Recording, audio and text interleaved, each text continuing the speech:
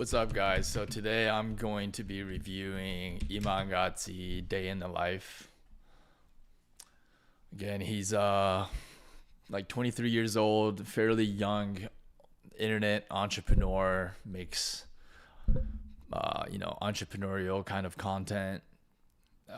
It's just amazing to me that there's this kind of like wide open opportunity for young generation to make entrepreneurial content and kind of sell that lifestyle. And some of these guys are getting like so many views on their channel. I think online entrepreneurship has really became a mainstream, like really popular thing in the last couple years.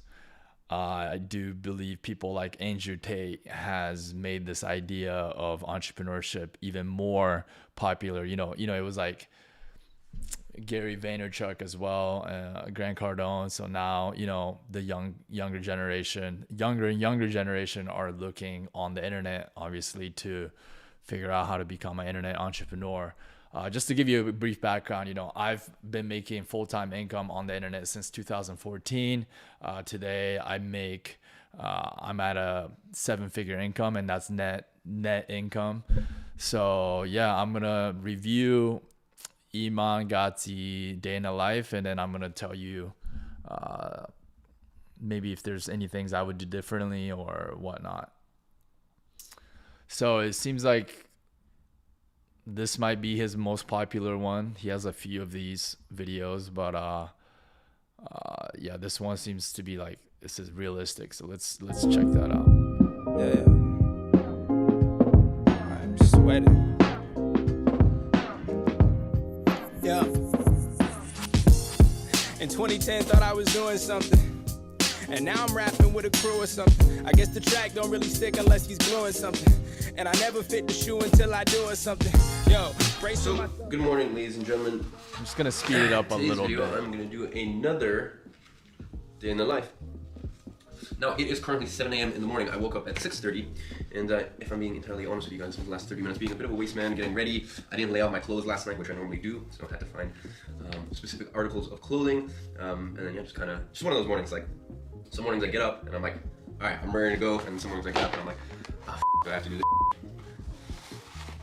And I'll be honest, it's one of those mornings. So my PT, we're not training today. Normally we train 4 times a week. So Josh, if you're watching this, sorry I'm not following the protocol, but last night I just felt like I needed a run. I hadn't gone for a run in a long time, and even though it is July in London, it's a bit of a chilly morning, so I thought, you know what, I like how he says that he hasn't gone on a run in a long time. I mean, he's supposed to show his typical day in a life, and here he is talking about like, he made this day in a life, and he's doing things that he doesn't regularly do.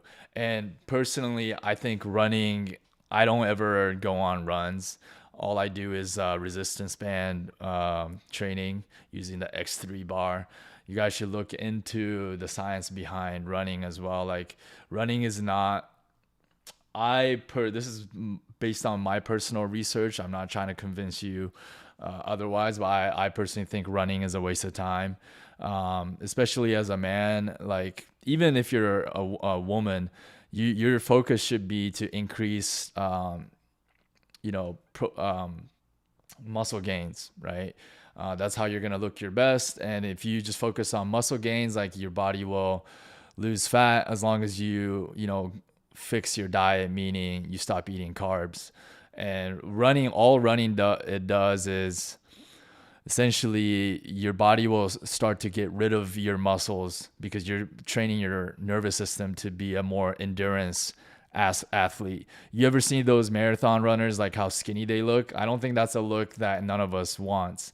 So running essentially is kind of like going against your muscular gains that you're trying to get at the gym. This whole notion that you need cardio is farce, in my opinion. And running overall is not that healthy. It's not good for your joints.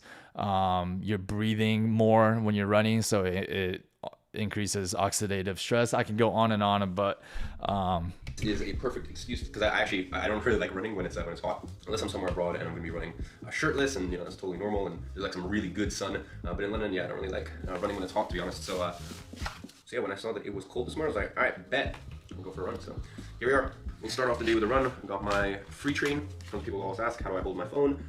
That free train. When I ran a marathon, the first time I did a half marathon, I held my phone and then. Well, run, like when I say oxidative stress, running, you're getting your heart rate up, increasing, oxygen intake.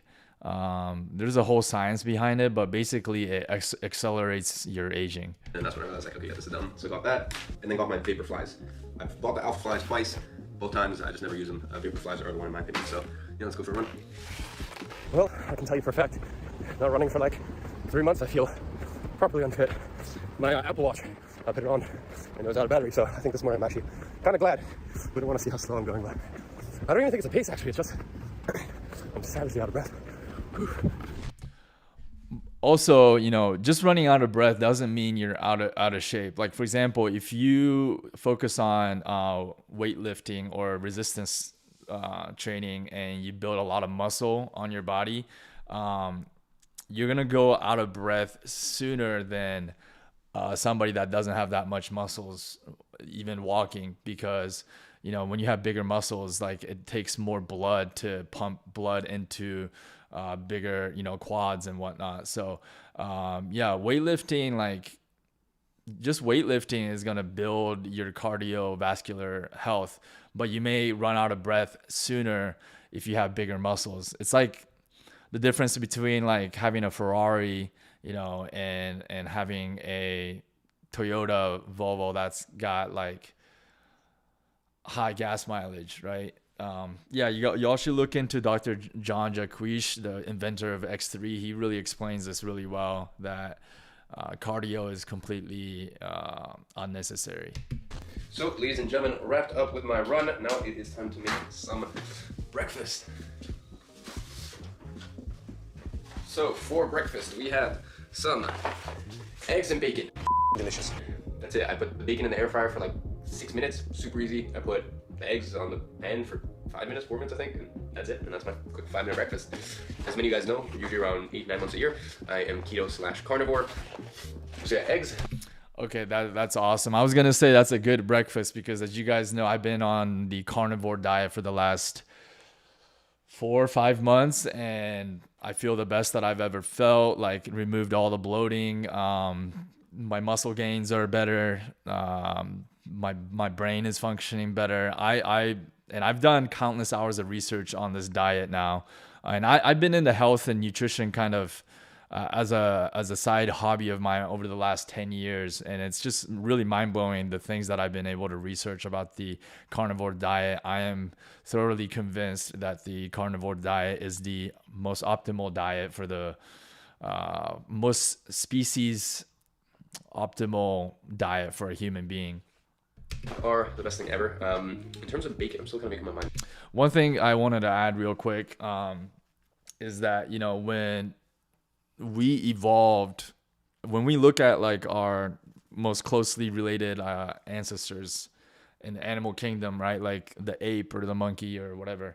And the theory is like when we evolved like out of those trees, what happened, what's the main difference, physical transformation that we took on is that our stomach shrunk and our brain grew. And we now have a stomach of a carnivore. So if you understand like anatomy and how our anatomy is built, you quickly begin to realize we were not meant to be vegetarian or even herbivores. Cows, like ruminant animals, have a long stomach, like 5 stomachs, to be able to, process like vegetation, plants. And it's not even their stomachs that's digesting plants. It's the bacteria. They have a special bacteria in their stomach that is eating the plant material that they eat. And those bacteria can turn fiber, like plant, into long chain amino acids. We don't have that ability. So that, and again, is scientific proof that we're not supposed to be vegetarian. Our stomach is built to eat the most nutrient dense foods on the planet, which are animal foods, animal based foods. And so, it's essentially ruminant animals like cows are pre-digesting our food for us. They take the grass, which is heavily difficult to digest. It's a complex process to take plant and turn it into like flesh, like meat. And the cows do it for us, and then we eat the cows. It is a perfect process of how we derive nutrients. Up on that, or at least pork bacon. I just haven't had time. I need to look into pork bacon versus turkey bacon and some other. I think there's even veal bacon. I had that in Dubai because obviously they don't do pork there. But that's that. I'm gonna make breakfast and then get on with the rest of the day. By the way, apologies for my house will be really messy in this vlog because I am moving in a month or 6 weeks. No, 5 weeks. But anyways, when I move, it'll be the last time ever. I'm leaving UK. So my house is a mess, and I'm like, as much as I want to clean it, I'm like, whatever. Every day I'm just like kind of moving one thing out of my house and into storage or just giving it away. So, ladies and gentlemen, it is 4. One thing I want to add is he mentioned he's eating like 4 eggs and like 3 bacons. Your first breakfast, you actually need to eat a protein heavy meal to activate leucine, or to get enough leucine, which is amino acid, and you need at least 2 grams of leucine to activate mTOR. And mTOR is a specific like genetic pathway that activates your body into a anabolic state. So it activates your body to go into the state of building muscle, like muscle protein synthesis. If you don't get enough leucine, your body is not able to activate mTOR. So it's really important that you get at least 30 grams of protein in breakfast and at dinner. These are the most important meals to activate this mTOR if you are serious about getting gains and developing muscle. This is even just very recent things that I've been learning, but really good resource to check out is Dr. Gabriel Lyons and Don Layman. This is like crucial. I've been eating a protein heavy meal for breakfast and dinner, and my muscle gains are like night and day.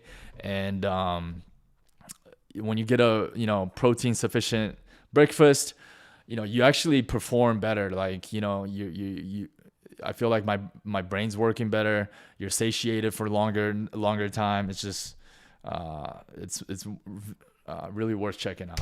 Just over 4.5 hours later, wrapped up with this morning's work. Usually I would make myself some lunch, but Tristan is here and I just want to have something quick. So just going to go to the members club, which I'm a part of, get them to whip up something real quick and then come back to the house because I forgot I actually have a call at 2:15 with my business partner at the software company, as well as one of my senior performance marketers at the agency, Luis, because we're actually starting to now onboard our clients and actually start using the software to replace Slack, Asana, Simple Invoices, as well as some of the other tools that we've had to use that my software company actually brings everything together with. So basically Pierre and I are going to do a demo and actually show the software to one of my senior performance marketers, and then that way he's just going to start. Basically, we're actually just going to start putting it into effect at my own agency. So I got that demo call in 35 minutes. We're going to have a really quick lunch, a nice keto. I think I'll probably go for probably salmon and avocado, what I always pretty much go for. And then come back, team calls, and then get on with something a little bit more exciting this evening. Man, that club salmon looks good. Delicious. Damn good. Looks a lot more interesting than mine. So, ladies and gents, nice quick little...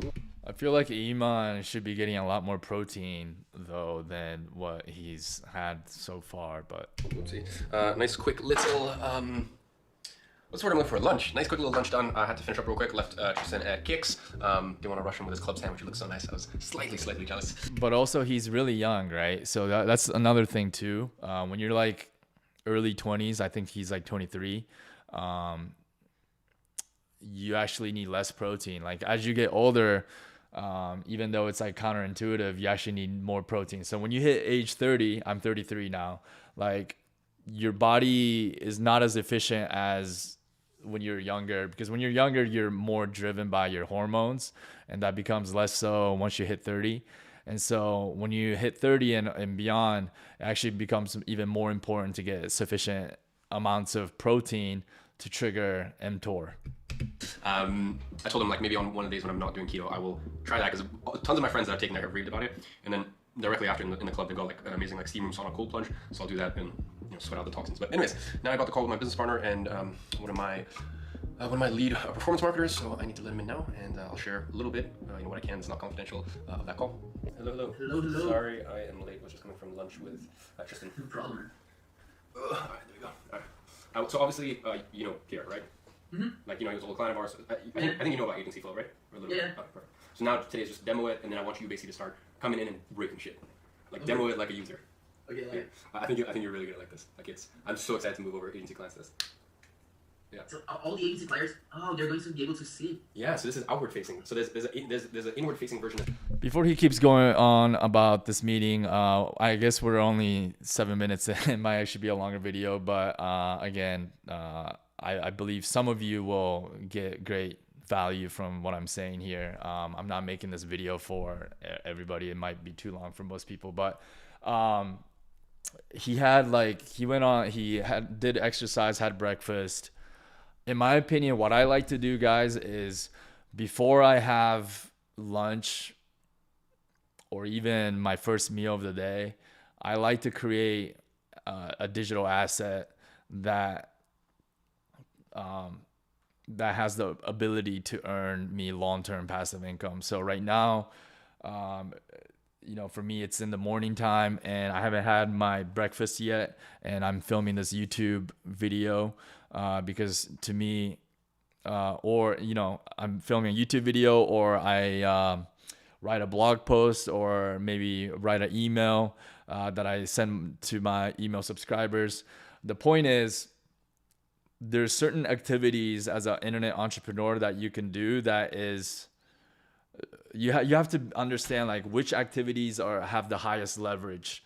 And going into meetings and doing emails and all these different things and talking to your team, managing your team, these are important, but there should be something more important that is allow you to create a digital property, whether that's a website or a piece of article or a video, right? Like a video such as this, I can film it one time and it can go out onto the internet and other people can watch this video over and over and over again. And that's a way that I can create digital clone versions of myself. Same with like an article that I write, right? Like I can write that article, spend 2-3 hours on it, but then that article can be read by other people for the years and years to come. So that's a form of creating leverage using the internet, and this is how you stack passive income.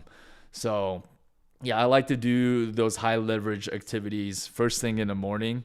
That way I know that if I'm less productive rest of the day, I still feel good about the day because I know I did at least one thing to create a digital asset that has the potential to earn long-term passive income. So that's what I focus on first thing in the morning before I get into meetings and whatnot. As the agency, but then as a client, you get a different experience. Oh, I didn't know about that. I think Yes. it was just like for internal use. No, with that, then because it's meant to replace Slack. Oh, yeah, that makes sense. Yeah. So okay. Yeah, no, there's like one dashboard you see if you're like the agency, and then there's a different dashboard client facing. So for example, on the client facing side, they'll have invoices, but not to send, as in like Invoices, but just that way you can download any of the invoices with the agency you worked with, and then you can also obviously you have the chat, and then you've got like project, like your dashboard, but then you don't have you have you as a client, like your client dashboard, but you don't have like projects and stuff like that. So I mean, yeah, I'll let him Pierre now, and then we'll demo it, and then we'll start going through it and really just try to break it as much as possible. I like it. Yeah. Hey guys. hello. Hey man, how's it going? Oh, I'm good, man. Good to see you. Yeah, long time no see. I know, right? I'm excited. This is good. How you guys going? I'm doing great, man. Perfect. Sorry, Perfect. I was a little late. I was just No, same as well. I literally just finished the call with I told Iman we just hired a tech advisor kind of thing for the platform that kind of now comes on and really make sure that everything is like as good as it can be. We have like processes in place and all this stuff. So that was the original call to just figure out where everything is. Like each of the tech that we use, where's the base, we have access, blah blah. So the goal is over the next 6 months we can build almost like a little booklet of like all of the information, because essentially that's the sort of thing that people will ask if we ever start, discussing with a potential buyer or something like that. They'll want to know, okay, what happens, this is this. And so, with that guy, we're putting everything in place. So this was pretty cool, pretty mind blowing. I was like, holy fuck, all those words, I don't even know what you guys are talking about. So I was like, yeah, this is a good idea to have this dude in there that can do. So I'll do a call and maybe in about 2-3 weeks with you, Iman, so the guy can explain to you and have your mind blown for a second about the complexity that this platform is from a code standpoint. So anyway, this is a quick thing, which why I was a bit late. So like when you first arrive, you arrive on this thing called the dashboard. And of course that I might fast forward some of this stuff because it's kind of like the same thing. See, like, hey, this is dashboard in personal space. Again, this is something that we, for the agency owner, want to make that could be actually useful. So potentially about your goals as almost all the upcoming we're in the software business as well. So in our coaching program, we have our own web builder. There's no question there's a lot of money in software. It's just takes a lot of resources to pull off. But of course, they won't see project. They'll restrict again what the clients can see. But at least we have a web builder. We have our own call tracking software. A few other softwares. Accounts with us, so give us access to your. So basically, in our program, we teach people how to make money on the internet by creating digital assets like websites that generate leads for small businesses. In my opinion, this is one of the best online businesses out there for most beginners. This is how I got started on the internet, and I still do it to this day. So yeah, this is mostly this meeting. I guess Iman is like sort of marketing his new software. If it's private, it's private just for me. My team doesn't see it. Okay, got it. And then when I share it, both the team and the client see it. I use Slack. Most like I won't have the need for Iman software, but I respect that Iman is branching out and creating multiple streams of income. So I wish him the best on that software venture. It's done. Now it's on to team call. Tristan's upstairs in my office with like all the nice lights. But remember, Iman's biggest leverage activity is filming this, YouTube content. This is his biggest leverage activity. Like I said before, this is how he is able to get, I think he has close to 2 million subscribers. I believe this is his biggest moneymaker is the YouTube. Lighting setup. Just getting B-roll for another video, as well as the glasses portion of this bit. So I'm just taking my team call down here in my living room. So also, I'm not really trying to blow up on YouTube anyway, but creating YouTube video is another form of leveraged activity. Essentially, each video is a digital clone version of yourself. I was able to get to 7 figures without having a YouTube channel, simply because I have the skills to rank websites in Google. And that's another high income skill set that turns into passive income if you know what you're doing. Yeah. YouTube is a little bit more difficult, obviously, because you have to, be good on camera and etc. So this is why I say local lead generation, what we teach, is more achievable for most people. So guys, just here picking up the watch, wrapped up with team calls, and it's time to do the new reveal. So we actually what a day. I don't know what other things he's worked on. He was just on an hour, 2 hour meeting, and he's going out and buying a Rolex. I didn't even tell him what I'm doing. So I think context. Okay, context. Got the call up yesterday from Rolex. I've been wanting this piece for a long time. Oyster Flex, rose gold. I mean, he knows what he's doing. He's making lifestyle content. This is not a typical day in a life, even though in the title it said realistic. Daytona, chocolate dial, and here it is. So yeah, dude, these boxes are they used to send in the hard covers, or the hard shell ones. Well, that's beautiful. It's a badass watch, though. I was telling, yeah, we can keep this in actually, whatever. I was telling Tristan, these two are gonna be the only rubber I'm gonna wear all summer. What did you say? Watches are not a bad investment either. Especially Rolexes, they retain their value. So it's just if you got cash in your bank account, why not buy a couple Rolexes? You can always sell them, and sometimes you can get more money back. This watch is so hard. Alright, so how does it work with the sizings? How is it? Yeah, a bit big. I think it's a bit big considering that it's with the thing in, and then if I take it out, then it's even looser. That's wait. Actually, I don't know. I'd say just a little bit. Oh, should I bring mine? So that's with the link. Open, yeah. Definitely don't want But this is beautiful. And you also Obviously, this is what like tell me to get the young right young These are some kids, what they want to Remember when you see, got the typical life chocolate with the, of an the online chocolate, entrepreneur. You the- just It wasn't even the Roman numerals, it was the... just buy Rolexes all day. So, ladies and gentlemen, as Tristan kind of mentioned when we started vlogging, like I didn't really give you any context. So yeah, yesterday I got a call up from Rolex, and yeah, they basically said, hey, the watch you've been waiting for a while, because there's certain pieces, like it's not like, okay, not to say that this isn't a hard watch to get. This is definitely a very hard watch to get. It's just kind of with the amount that I've spent with Rolex. Actually, this one is, I would hazard close around £500,000, so like $750,000. I'm in a fortunate position where I can get more of the sort of pieces that I want, I guess you could say. Damn. Once you get to that amount of money, you're still nowhere near one of the top spenders. I'm probably not even the top 300 spenders. Like, and I know that sounds crazy, but seriously, but you do get some of the allocation that you want. So as I said, this isn't a piece that's necessarily extremely hard to get. Zoom out slightly. YouTube money is it's not crazy. extremely hard to get, or I guess on my end, it wasn't a piece that I was ever concerned that I wouldn't get. But you know, especially you know, Daytonas, especially Daytonas, and then rose gold, and then on the Oyster Flex, and then specifically the dial, right? Because you gotta remember, there's like I think 7 dial variations on this piece. So yeah, this is actually the first ever Oyster Flex I've owned. So Oyster Flex is referring to the band right here, and they actually launched this piece for the first time, or they launched the Oyster Flex for the first time ever, I believe, in 2015, and that was on the Yachtmaster, the 40 mil Yachtmaster, I believe. I love the black and gold look. The rose gold Yachtmaster, and they also have it in a white gold, but that's a 42 millimeter. I actually really like that watch, by the way. But that was the first time they launched it, and then in 2017 they applied this to the Daytona, right? And I think that it's just incredible on this piece, right? I just think this watch is so perfectly balanced. I went for the chocolate dial.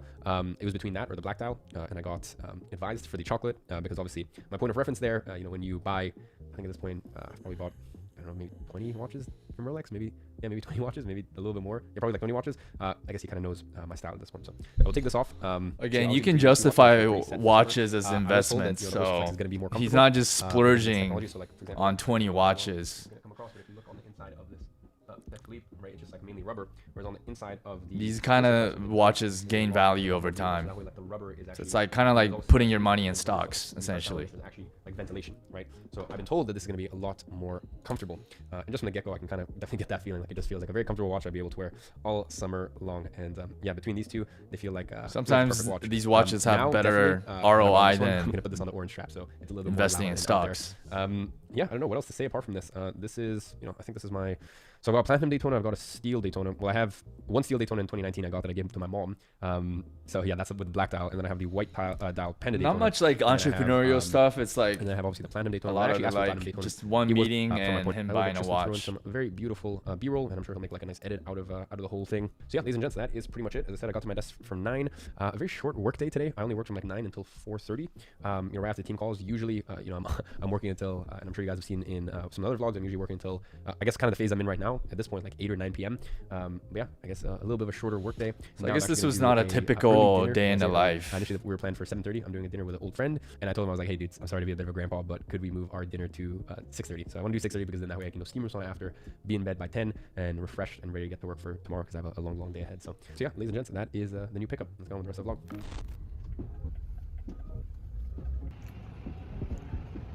And you really smothered that. I'm doing day in the life vlog, by the way. On today's menu, Romeo and Julieta. And it's Sam's first time, right? I don't know what I'm doing.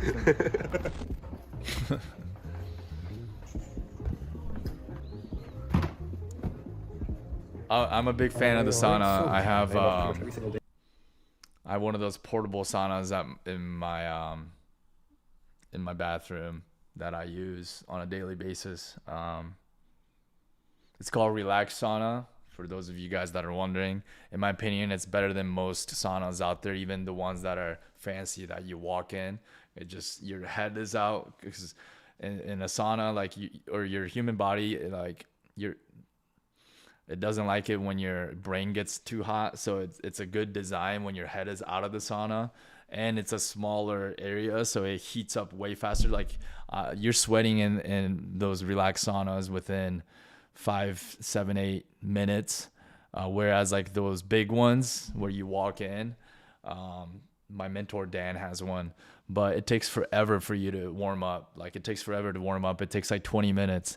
So you have to be in there at least like 40, 45 minutes. The relaxed sauna that I have, I can get done in like 20 minutes. So It's in my opinion a way better sauna.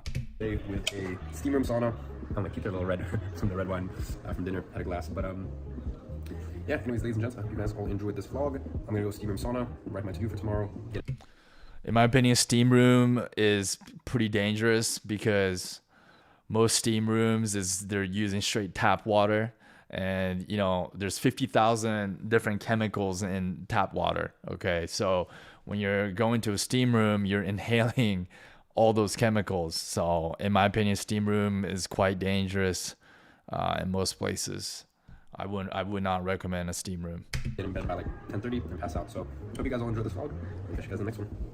All right, so yeah, I mean that I thought that was 24 minutes. I thought there was gonna be a lot more about his actual day in the life of what he does to make money on the internet. That really didn't show that much. So I only commented on one major thing in this video, which is that before going into meetings and doing emails and all of that stuff, what I recommend you guys do is focus on doing the one activity that is the most leveraged activity. And the leveraged activity is your ability. First, you have to learn some skills, but your ability to leverage media and code. So whether that be creating a piece of video content that you can put out there on the internet, or writing an article, or creating a lead gen website, local lead gen website, even such thing as like creating a backlink to one of your sites so you can rank higher. I mean, these are high leverage activities. Well, maybe not necessarily backlink. It's you can always like hire other people to do that, but yeah, like something that allows you to leverage media and code is what I would focus on first thing in the morning. I do it before I even have my first meal. I get the most important thing out of the way first, because in entrepreneurship you only get paid based on your results. You don't get paid based on your time.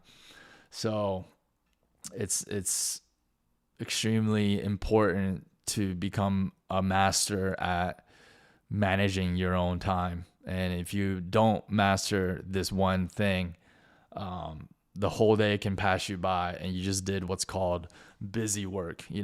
You convince yourself that you're busy being an internet entrepreneur, but you really didn't produce anything. You have to become a producer. You just, watched a bunch of coaching videos, bunch of videos on YouTube, did some emails, and you call it busy. You had a busy day, ran a bunch of errands. And so like in your mind, you thought you were busy, but when you look at your whole day, what did you produce? That's what you got to look at each and every day. Like, did you produce media or content or code that allows you to create leveraged income, which can turn into long-term passive income? That's the question that you should be asking yourself each and every day. All right. See you on the next one.